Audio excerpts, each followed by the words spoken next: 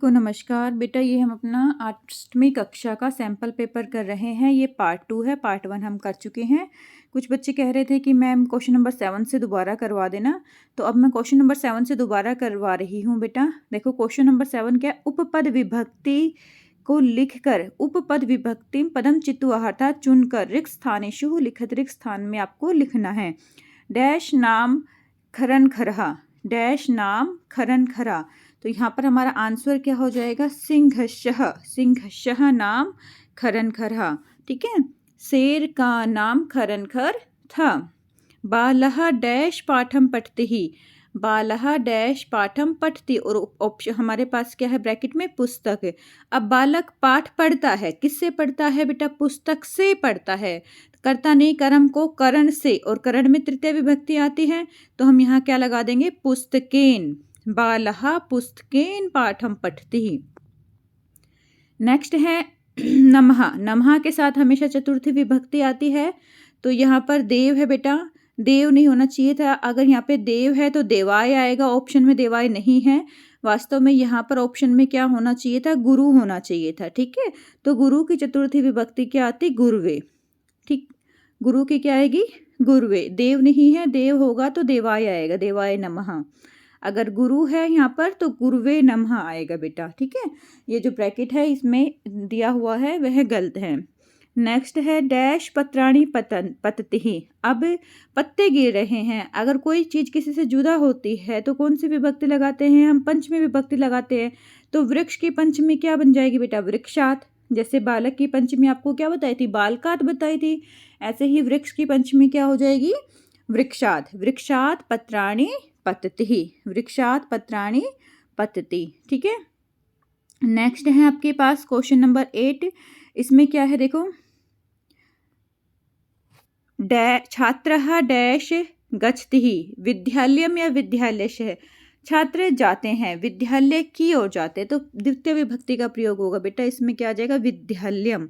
क्या होगा, विद्यालयम। छात्रः विद्यालयम गच्छति।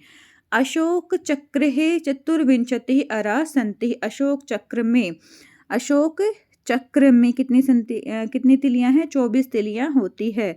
तो यहाँ पर क्या आ जाएगा, अशोक चक्रे। क्या आएगा बेटा, अशोक चक्रे।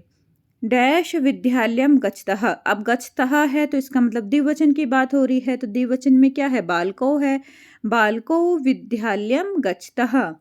नेक्स्ट है वनिः अनेकः, अनेकः डैश सन्ति। अब संति आ गए तो बहुवचन हो गया, तो बहुवचन के लिए क्या आ जाएगा, पशवः। ठीक है, पशवः होता है बहुवचन में, पशु का। और ऐसे ही पक्षिणः होता है पक्षियों का बहुवचन, पशवः। वनिः अनेकः पशवः सन्ति।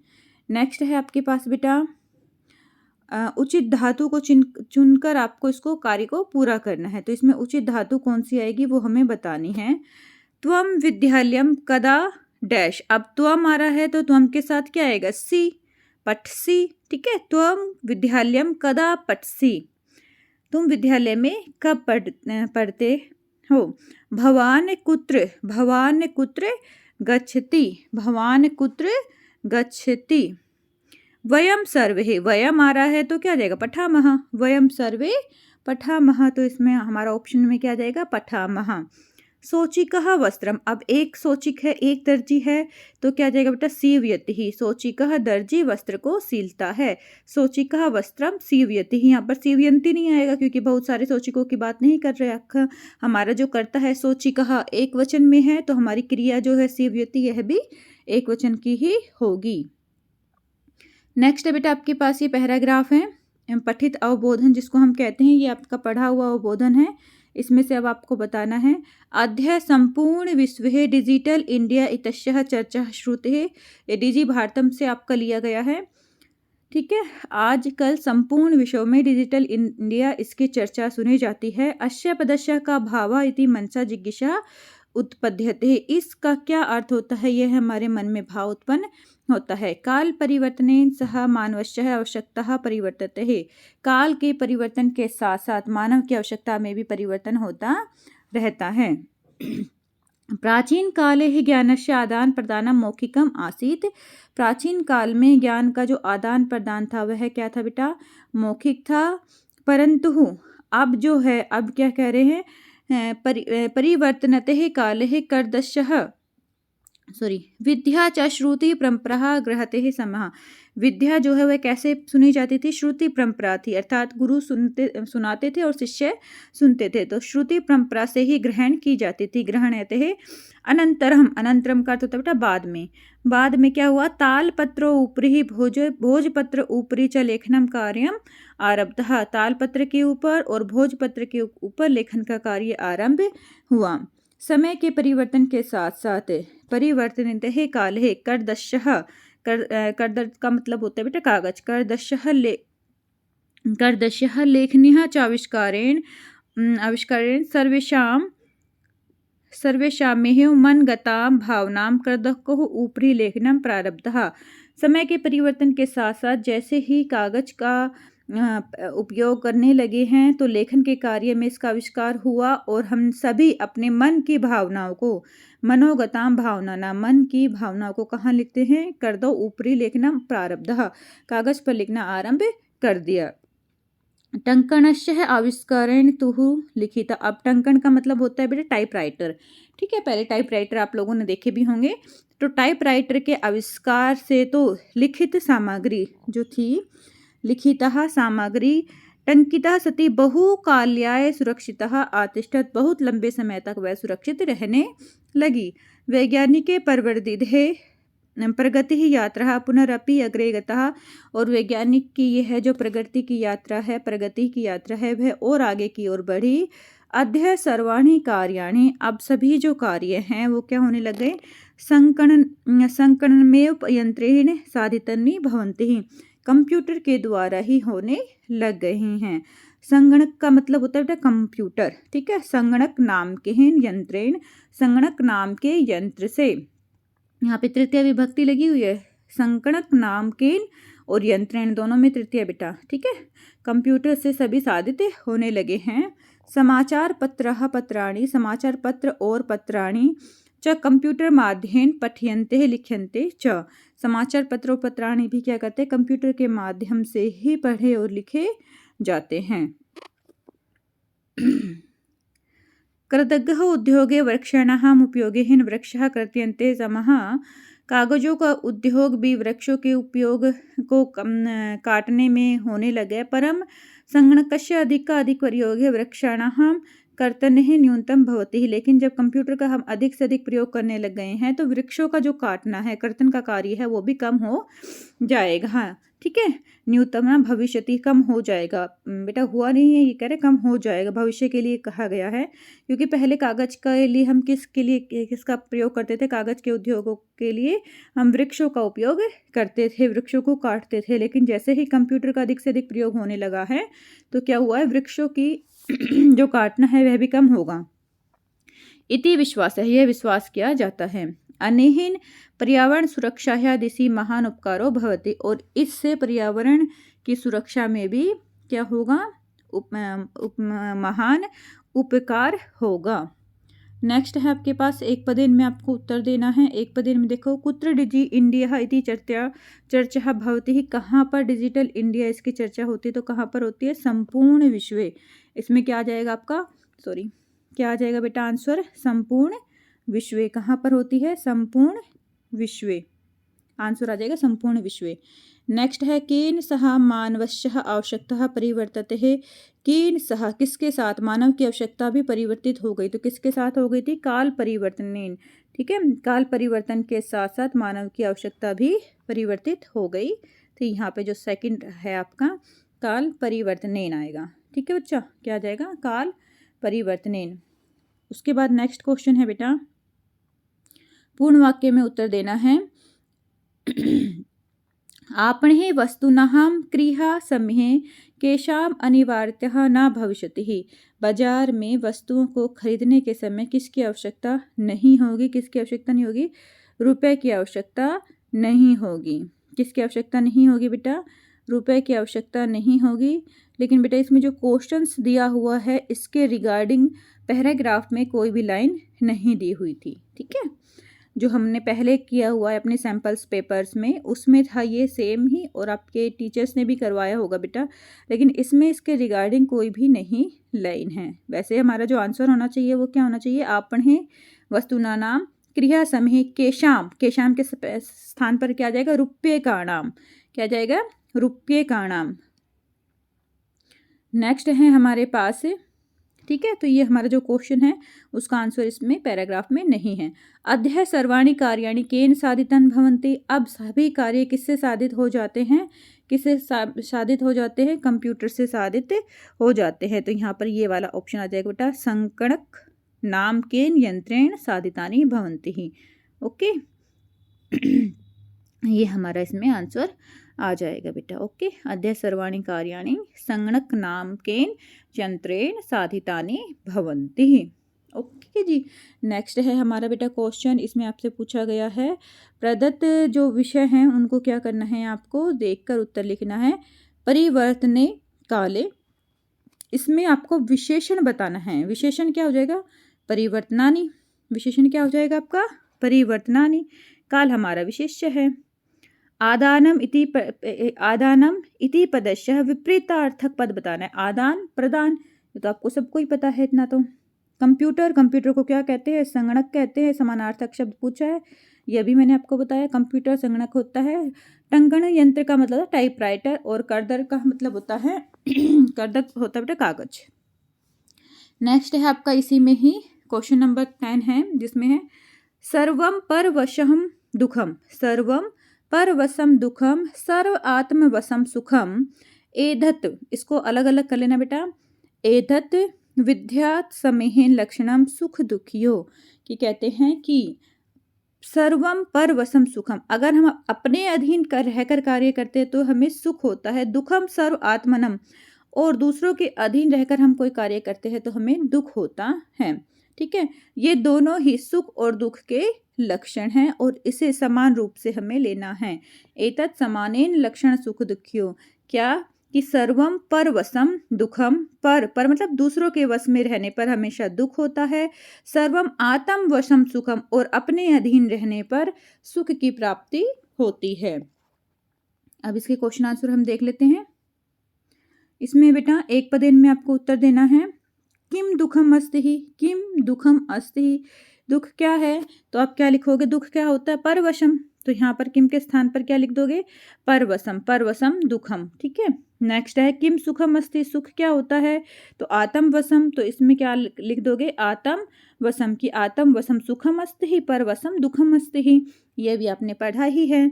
नेक्स्ट है आपका पूर्ण वाक्य में आपको उत्तर देना है। सुख दुखियो किम लक्षणम उक्तम, सुख दुख का क्या लक्षण बताया गया है, तो क्या लक्षण बताया गया है, सर्वम परवशम दुखम, पूरी लाइन आपको लिख देनी है। ठीक है, सर्वम परवशम दुखम सर्व आत्म वशम सुखम एधत, ये क्या है, सुख दुखियो लक्षणम। नेक्स्ट है आपका दुखम किम भवति, दुख क्या होता है, तो दुख क्या होता है बेटा, दुख परवशम दुखम भवति, दूसरों के वश में रहना दुख होता है, जो ये आपने पढ़ा हुआ ना, इसमें परवशम दुखम अस्ति ही। ठीक है, तो ये आप लोग थोड़ा सा ध्यान रख लेना बच्चा। नेक्स्ट है आपके पास बेटा निर्देश अनुसार आपको उत्तर देना है। निर्देश अनुसार उत्तर कैसे दोगे, सर्व परवशम दुखम, यहाँ पर आपको क्या बतानी है, क्रिया बतानी है। तो देखो सर्वम है, परवशम है या दुखम है, तो यहाँ पर हमारी क्या है बेटा, क्रिया कौन सी क्रिया है, क्रिया क्या होगी हमारे पास यहाँ पर, दुखम, क्या होगी हमारे पास यहाँ पर, दुखम। ठीक है, कष्टम इति पदस्य पर्याय पदम अस्मिन् श्लोके प्रयुक्तम, कष्ट इस शब्द का पर्याय पद, कष्ट का मतलब क्या है, दुख, कष्ट का मतलब क्या होता है, दुख, तो यहाँ पर भी दुखम आ जाएगा। सुखम का विप्रिय पद भी पूछा हुआ है, तो सुखम का विप्रिय पद भी क्या हो जाएगा, दुखम, तो तीनों का आंसर हमारा दुखम आ रहा है। सर्वम परवशम दुखम में क्रियापद में दुखम आएगा, कष्टम का दुखम हो गया, और सुखम का विप्रिय पद भी दुखम हो गया है। नेक्स्ट है बेटा क्वेश्चन नंबर 11, इसमें भी आपको क्या करना है, इस संवाद को पढ़ना है और उत्तर को लिखना है। अध्यापिका श्रुत मधुर शब्दों अयम सर्वप्रथम विगत विगत शब्दाशः द्विसप्ततिः वर्षे त्रिपुरा राज्यस्य उद्घाटनचक्रे केनापि परिवर्तते अस्मिन् काले एतेषां राज्यानां पुनः संगठितः विहितः। ये बेटा आपका सप्तभगिनी से लिया गया है। फिर सौरा कहती है अन्यत् किमपि वैशिष्ट्यम् एषां, कि और भी कोई इसकी विशेषता हो तो बताइए। फिर अध्यापिका कहती है नूनम् अस्ति एव पर्वत वृक्ष पुष्प प्रभृतिभिः प्रकृतिः सम्पद्भिः सुख समृद्धानि इति ही सन्ति इमानि राजेनानि भारतवर्षे च पुष्प स्तकबग दृश्यते व्रजन्ति ही एतानि। ठीक है, भारत का जो गुलदस्ते के रूप में यह दिखाई देते हैं। फूल पर्वत आदि प्राकृतिक संपत्ति से ये क्या है, समृद्ध हैं। ये सभी राज्य जो सप्तभगिनी के नाम से जाने जाते हैं। ओके बेटा, तो ये पैराग्राफ तो आपको काफ़ी बार अच्छे से समझाया भी जा चुका है। राजीव कह रहा है भवती गृहे यथा सर्वाधिकः रम्या मनोरमा च भगिनी, जिस प्रकार से घर में सबसे रम्य और मनोरमा कौन होती है, बहन होती है, वैसे ही भारत में सबसे अधिक रम्या कौन है, ये सप्त भगिनी है, ये 7 बहनें हैं। फिर अध्यापिका कहती है मनसगत्यः ते यम भावना परम कल्याणकारी परम सर्वेन तथा अवगच्छन्ति ही, कि मन में क्या कहती है कि यह भावना तो बड़ी क्या है बेटा, कल्याणकारी है, लेकिन सभी इसको नहीं समझते हैं। अस्तु अस्ति तादेव देशां विषयम किंचित वैशिष्ट्यमपि कथ्यन्ते है, कि इसके विषय में और भी कुछ विशिष्टता है तो बताइए। सर्वहितं मनसा श्रुतो, सभी ध्यान से सुनो। जनजाति ही, तो वो बताती है कि जनजाति बहुल प्रदेश है यह, इसमें गारो खासी नागा मिजो आदि जातियां यहाँ पर निवास करती है। शरीरेन ऊर्जस्विन एतत् प्रदेशिकः बहुभाषी भी, शरीर से ऊर्जावान इस प्रदेश के जो लोग होते हैं वो बहुभाषी होते हैं। समन्वितः परंपरा भी परिपूर्णतः सवलीला कला भी निष्पन्नतः संति, और वह सभी क्या हैं, सभी अपनी पूर्व परंपरा को निभाते हैं, अपनी लीलाओं का और कलाओं का निपुण, अपनी लीलाओं कलाओं में निपुण है। ठीक है बेटा, नेक्स्ट है, इसमें एक पदिन में आपको उत्तर देना है। कहा केशाम संगठनम विहितम, केशाम संगठनम विहितम, तो इसका जो आंसर है वो क्या आ जाएगा, किसका विघटन हुआ था, तो यहाँ पर आ जाएगा बेटा केशाम संगठनम सप्त राज्य नाम। आंसर क्या आ जाएगा आपका, सप्त राज्य नाम। ठीक है, नेक्स्ट है सप्तभगिनी शब्दों अयम कस्मिन् वर्षे प्रयुक्तः, तो किस वर्ष से प्रयुक्त हुआ था, तो ये पहला ही आपको लिखना है। विगत से सदस्य द्विसप्ततिः तमे वर्षे, द्विसप्ततिः तमे वर्षे, ये जो हमारा आंसर है ना, द्विसप्ततिः तमे वर्षे, ये आ जाएगा बेटा। नेक्स्ट है आपके पास पूर्ण वाक्य में अब आपको उत्तर देना है बेटा।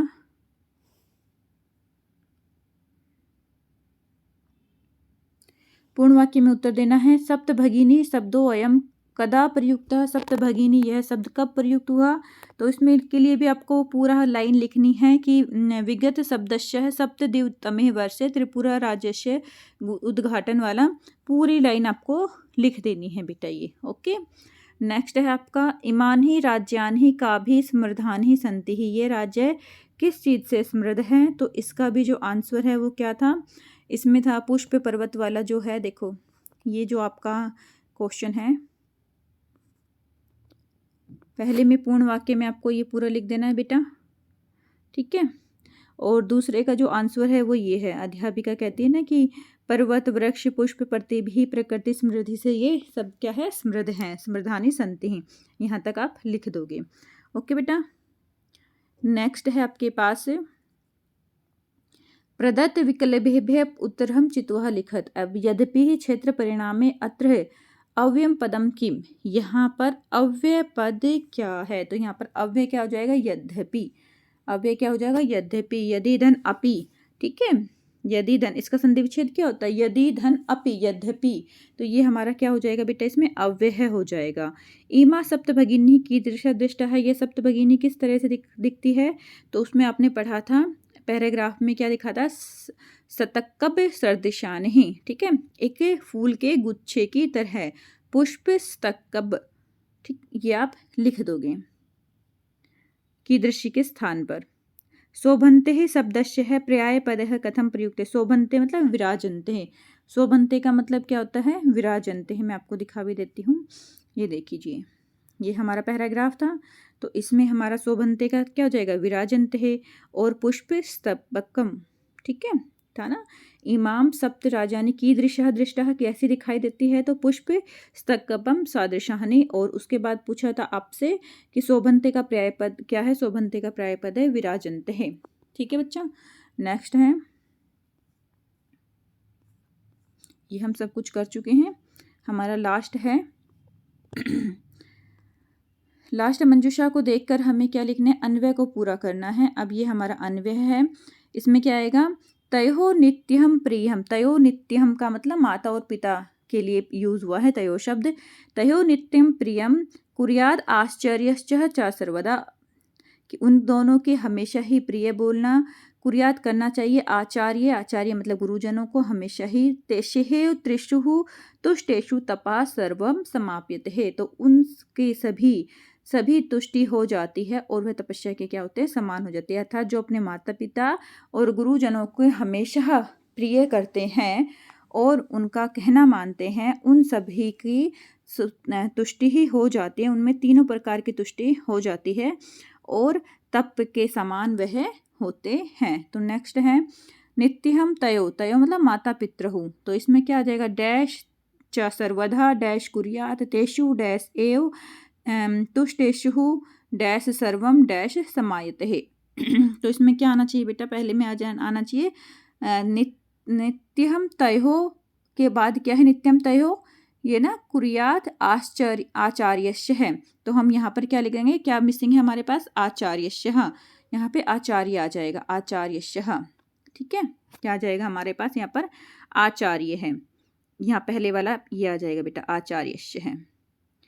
तय नित्यम तयो आचार्यस्य च सर्वदा, और हमेशा ही, ठीक है, प्रियम कुर्यात प्रिय करना चाहिए, माता पिता और गुरुजनों का हमेशा क्या करना चाहिए, प्रिय करना चाहिए। तेषु उनके, तेषु उनके मतलब इन तीनों के, ठीक है, तेषु त्रिषु, तेषु त्रिषु, तो यहाँ पर थर्ड में क्या आ जाएगा, त्रिषु, उनके तीनों, एव तुष्टेषु तीनों ही उनके क्या होते हैं, तुष्ट हो जाते हैं। अस्माकम डैश समायते है, अस्माकम सर्वम तपः समायते है, ठीक है, सर्वम तपः समायते है, तो यहाँ पर फोर्थ में क्या आ जाएगा आपका, तपः आ जाएगा। तो ये आपको समझ में आ गया, पहले में आचार्यस्य लिखना है, दूसरे में प्रियम लिखना है, तीसरे में त्रिषु लिखना है और चौथे में क्या लिखना है बेटा, तपः लिखना है।